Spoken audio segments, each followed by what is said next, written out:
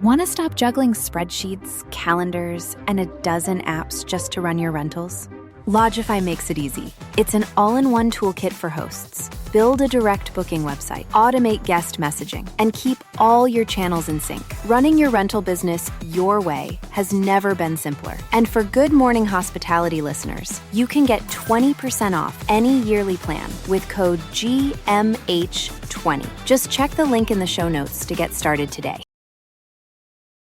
All right, Michael. So what makes a software solution enterprise class? It has to work with big companies. Close. Is it the trustworthiness of the vendor? That definitely is part of the equation. Okay. Is it how well the product is supported after the sale process is done? To be enterprise, I would say that's a must. Okay. Or do you think the solution's ability to scale with your growth and ambitions for the company as a property manager is really important as well?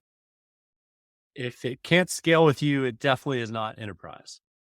Well, all of your answers are correct, my friend, which is why property management companies are switching to Track hospitality software because Track's powerful native functionality offers everything you need to run a modern hospitality business. From booking engines to owner portals and trust accounting, Track's built-in tools are designed to work beautifully together and scale with you. Best of all, Track's growing list of integrations makes it easy to plug into your tech stack for the ultimate flexibility. So if you want to learn more, all of our Good Morning Hospitality listeners have a dedicated link in our show notes, and we're excited for you to check it out. Now, back to the episode. Welcome to Good Morning Hospitality, your one-stop shop for the latest news, noteworthy trends, and thought-provoking discussions across the industry. From hotels and short-term rentals to all things travel and hospitality, you'll find each episode equips you with the information that you need to start your week. Join us on Good Morning Hospitality every Monday, wherever you get your podcasts.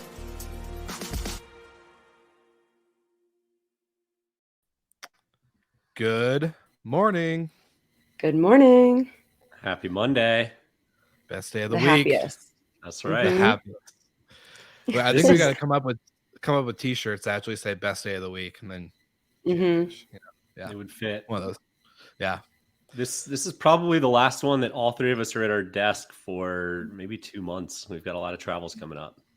I know. I was thinking about that. This is my longest stint in Miami in like maybe almost 2 years, and then I realized I'm just gone for like the entire month of May. So Yeah, it's a little depressing, but also exciting because it's a lot of fun opportunities at the, I guess, helm of GMH. We have a lot of fun, exciting trips and a lot of fun content to come out. And then, of course, I know, Brandy, you have like 5 conferences and trips before going even to Barcelona. So it's going to be a good time. It's going to be a really Yeah. good time. Well, Michael, do you want to do the honors and talk about what we're going to talk about today and who our guest is? Yeah, we've got someone with an extremely famous name, Mike Scott, joining us from Derive Ventures, not from the office, but from Derive out in his office in San Francisco. So, without further ado, let's bring Mike in. Awesome.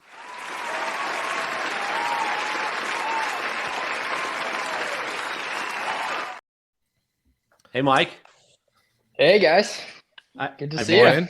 I think I've told you this before, but my middle name is Scott, so we've got 2 Michael Scotts on this. There you go. I love that. Like the world needs another Michael. I think we all know like 10 Michaels in the short-term rental industry, so it gets a little confusing. Not gonna lie. In a good way. I'll take it. It's well, thank you guys for having me. Looking forward to the discussion.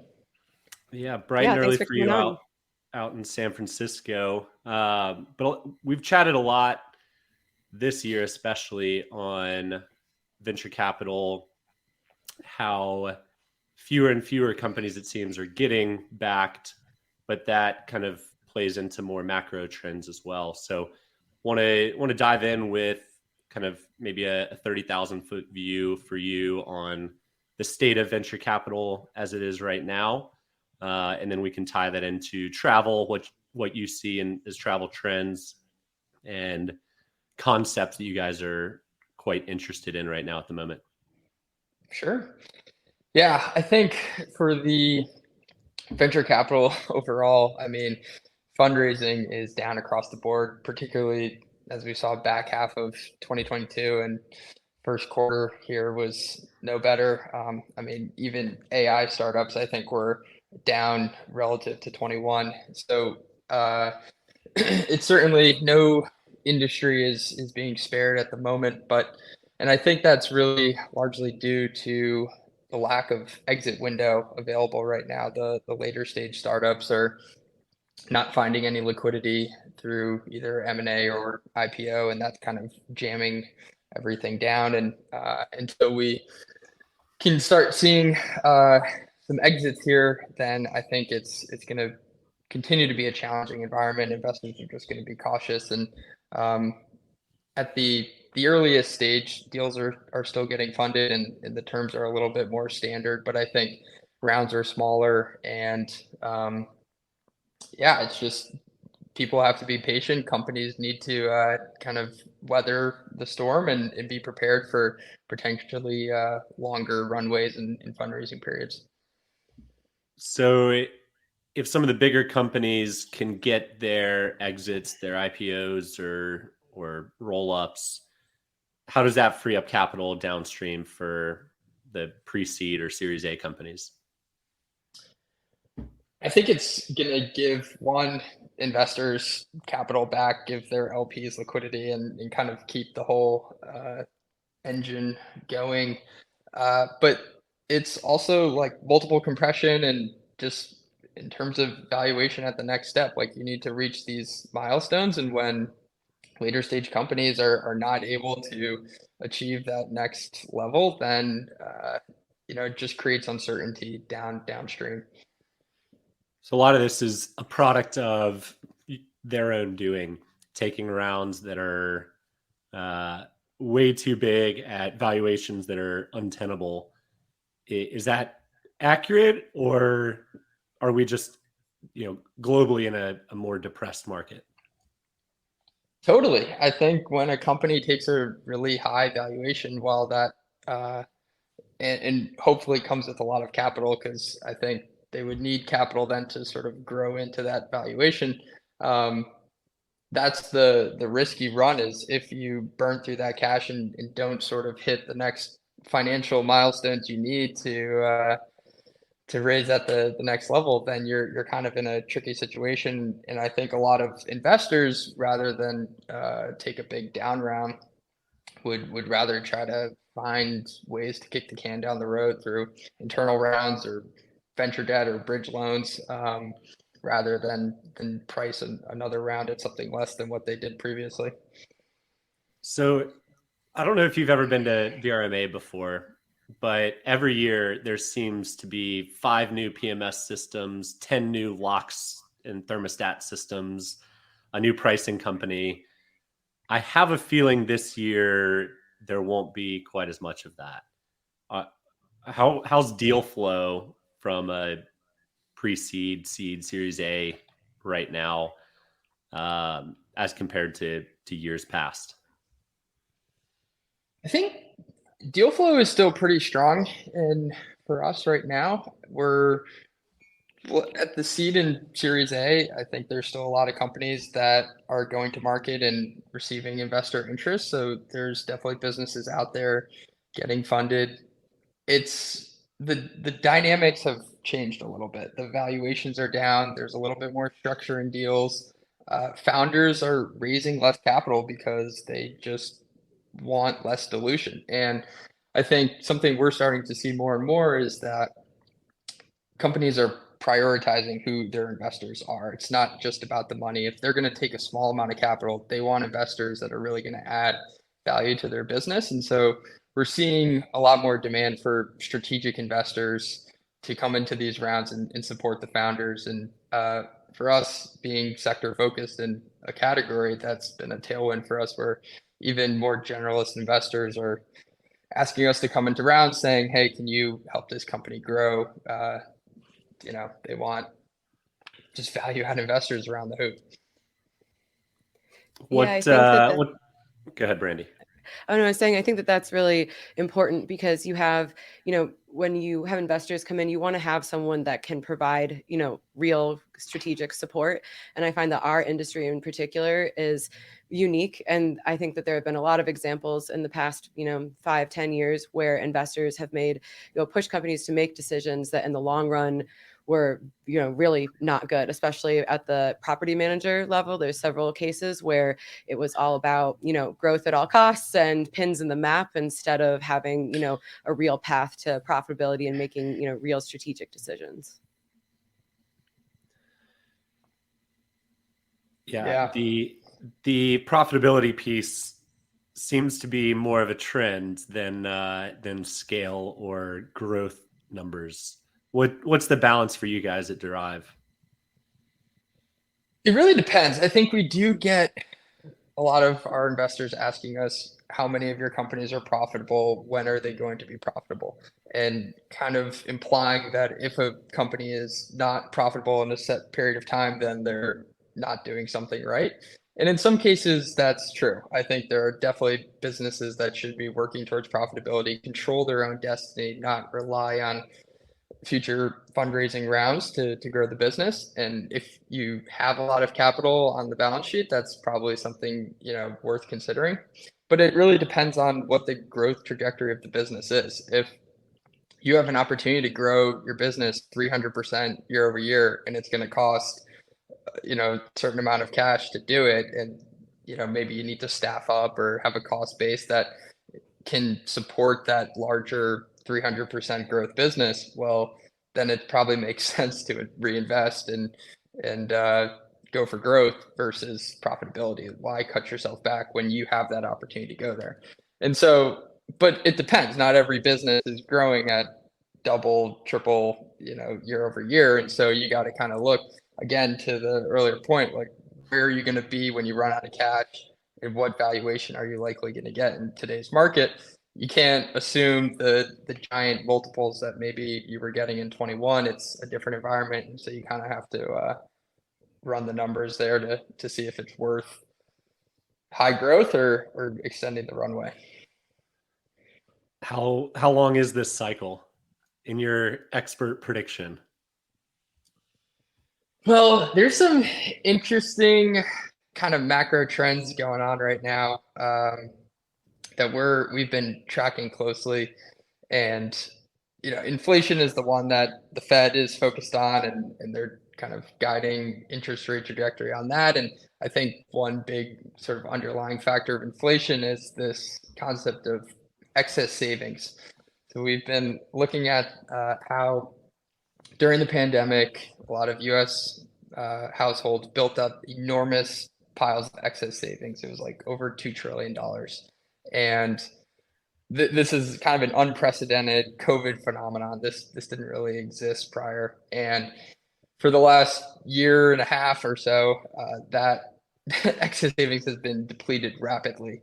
And I think it's under $1 trillion now. And a lot of economists and other experts tracking this show that it's going to be gone by the end of 23. And so something is going to have to give here, where either spending is going to have to pull back or inflation is going to need to let up. Something is going to need to change for consumers to get back to a more positive savings rate. And I don't think the Fed is going to be forward looking enough to pull back interest rates or, try to do something before they see the spending pull back. And so it does seem like we're heading towards a scenario where budgets are going to have to be a little bit tighter and people are going to have to be more cost conscious with their spending. And that will probably then push inflation down and the Fed to maybe reconsider their interest rate trajectory. Because and I think how that plays into travel specifically, I mean, travel's been a net beneficiary of a lot of this spend.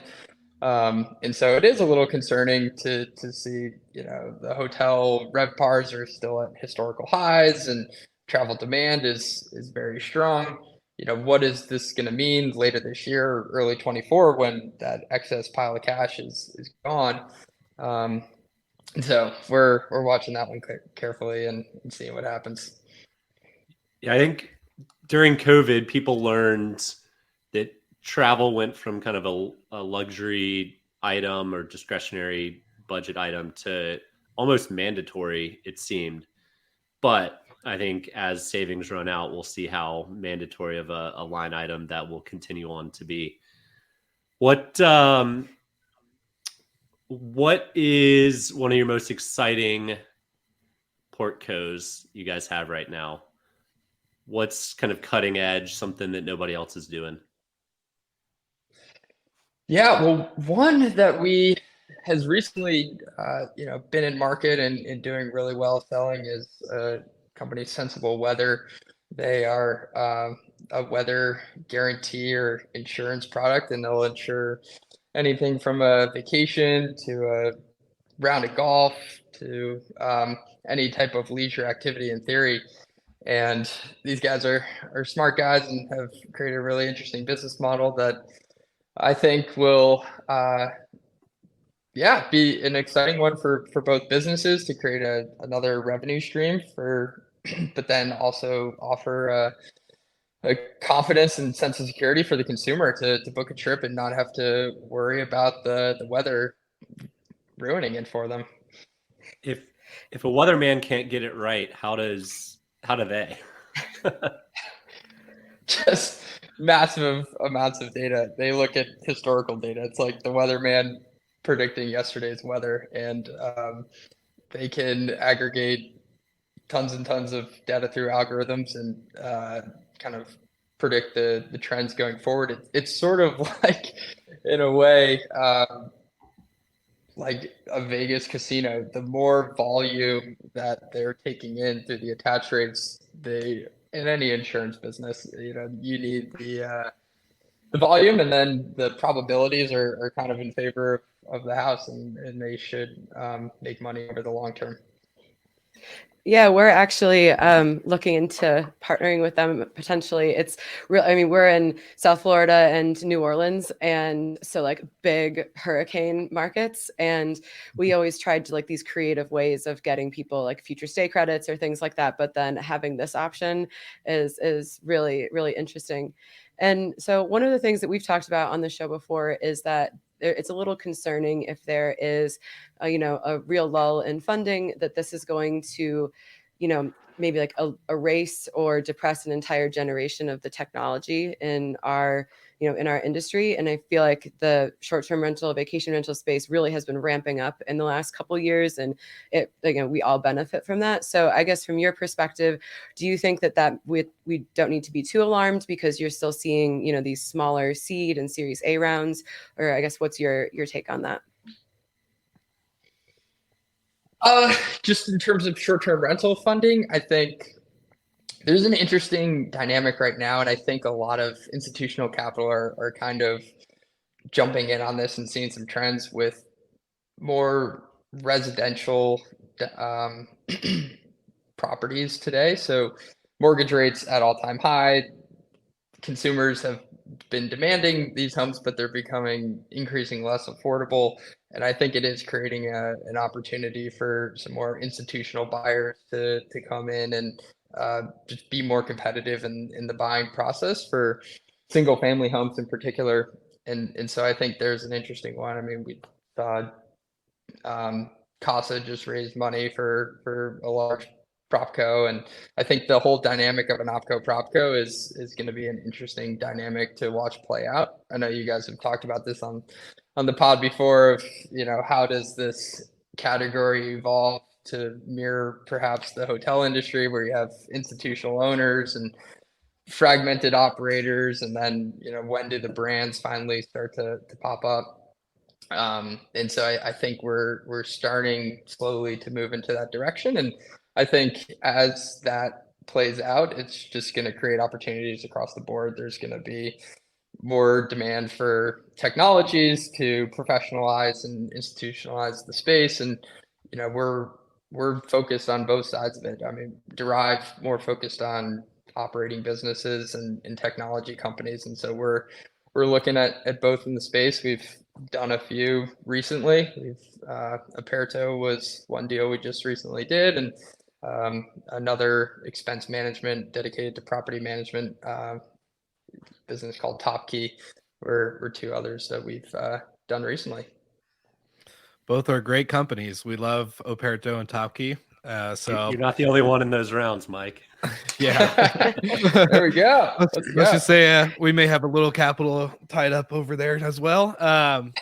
But really exciting stuff. And I'm kind of curious because I'm not the biggest guy in like the venture world. I know Michael's he is way more knowledgeable and understanding of kind of the space. But for me, I'm kind of curious on your side of things, and we kind of touched on it, but with the economy at its current state, like obviously travel is still a thing. People are still traveling. People are still spending money in this category of their budget. But I'm curious with the bank closures, Silicon Valley Bank and a couple others that fell afterwards, and the economy and the Fed, and we're talking about all this other stuff on a bigger scale. Do you think venture capitalists or even startups need to be worried about just the overall state of the economy and currency? Or do you think this is just kind of an anomaly phase where it's like, all right, we just got to get through it. Once we get through, we'll get back into the kind of like a normal world of money and spend? I think the banking crisis is going to be short-lived disruption to venture. I think there was a lot of kind of isolated problems related to SVB, and I think perhaps it could lead to some change on just like uninsured deposits and making sure that regional banks are a safe place to store your money. But in terms of the actual funding, I mean, SVB, they were big players in the venture debt space, and I think very quickly other banks have stepped in and private lenders to fill those immediate holes, and maybe there's a dent in venture debt market going forward, but that's relatively small piece of the broader venture capital funding landscape. And so I think back to kind of the earlier point, we definitely need some exits of the big boys, the pre-IPO type stage businesses to get out there, because it is creating a log jam that is just making it harder for investors to, if the pre-IPO business can't IPO, then the business going into pre-IPO stage, those investors are going to be more cautious, and it just kind of trickles down from there. And you see it in the amount of funding and in deal values. I think like a lot of markets and sectors, this is just kind of a cycle that we're going through at the moment. I don't know if we'll ever see the valuation multiples like we did in 21 again. Those were kind of irrational in some extent, but I think now we're dipped slightly below long-term average for a lot of software company multiples, and so there might be a bounce back there. But comping to 2020, 21, those are really abnormal times in sort of early technology. We talk a lot about Sonder and Vacasa. Obviously, those are kind of the poster children in our industry who IPO'd, and then things, are not maybe going the way that people would hope. Do you think that, we've talked about, especially, as an urban operator, we get asked all the time, Sonder is obviously the biggest, case study comp. And so do you think that it's realistic that their performance right now is going to impact us down the line as we try to go down, raise more money or maybe IPO? Or do you think that the community will be able to see like those are, separate companies, and that, there's still winners in our space?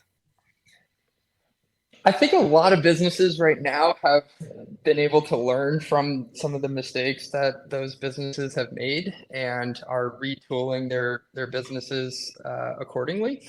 And so I do think that investors are able to kind of look past some of those. And I mean, of course, it would be better if those businesses were thriving, but at the same time, I think a lot of people have learned from those mistakes and are making changes and building better businesses that are more attractive to investors. Sometimes it's better to know what not to do than what to do. Exactly. So, all right, Mike, I got 4 quick questions for you and then 1 longer question. Okay. So, short form, please. Are there going to be more down rounds in 2023 than the past 2 years combined? Yes or no? No. Are there going to be more businesses closing this year than the past year? Probably. Do you just want 1-word answers? Is that good? Yeah. Okay. We can circle back if you want to fill in anything. But Okay. will M&A increase the latter half of this year? Yes. Will there be any big time IPOs this year? Yeah, probably. A couple.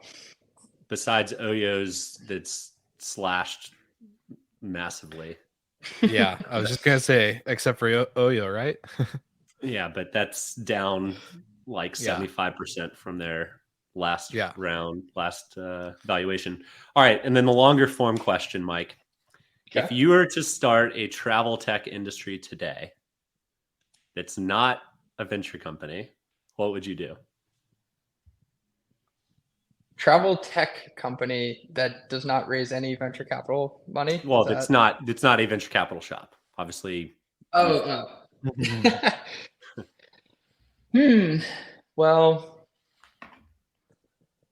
I think right now, starting a company, there has to be some component of AI. Maybe it's not an AI business pure play. Maybe you're not building your own language model or something like that. But I think every business going forward will need to have some sort of AI technology incorporated into their business. And so there's definitely an element of that going forward that I would focus on. And I think the use cases are just so vast that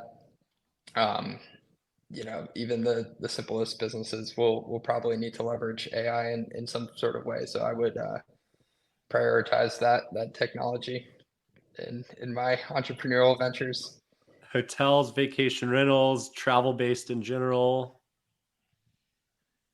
I think search is probably an interesting category. It's been one that a lot of entrepreneurs have focused on in the past, and a lot of capital has gone towards. But besides the Googles and a lot of OTAs of the world, there's a lot of personalized trip planning and travel that has yet to really emerge. And I think AI could be a really interesting tool to enable a brand and a stickier product in that particular category. Cool. Well, before we wrap up, I have a AirDNA stat of the week. One of my personal favorites because it has to do with skiing. There has been a truly epic record snowfall this year out west. If anyone's been skiing out there, you know that for sure. So several ski destinations, including Mammoth Lakes, which is Mammoth Mountain, Sawtooth Mountain, and Park City, Utah, have seen outrageous demand.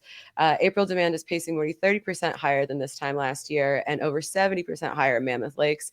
There's been so much snow that the season is currently expected to stay open until July. So that is extending that market even longer, which is amazing. I'm considering maybe taking another ski trip out there myself. I've never seen snow like that in my life. So July ski trip. I know. Listen, I mean, I have to fly regardless. I'm in Miami, So if you would like to get your own fun stat of the week, you can find the link in our show notes. And thanks again to AirDNA for being a wonderful sponsor. Totally agree. Mike, you gonna go on a ski trip in July? I would love to. That sounds awesome. Gaining a t-shirt. You still have a place in Colorado? I do. Yeah. Colorado. Although I heard Tahoe is open till July, so that might be a closer trip for me out here in the Bay. Nice. Well, any parting thoughts? Yeah. No, thank you guys for with, some knowledge. Sorry, didn't mean to cut you off. No, I was just going to say thank you. Thank you guys for having me. This was awesome, and hope to do it again sometime soon. Great having you. Yeah, thanks, Mike. And for all of you live viewers, thank you so much for tuning in. If you have questions, feel free to submit them and we'll share them with Mike after and maybe do a follow-up Q&A with him. And for anyone listening to the podcast, thank you so much. Make sure you like and subscribe, and we'll see you all again next week.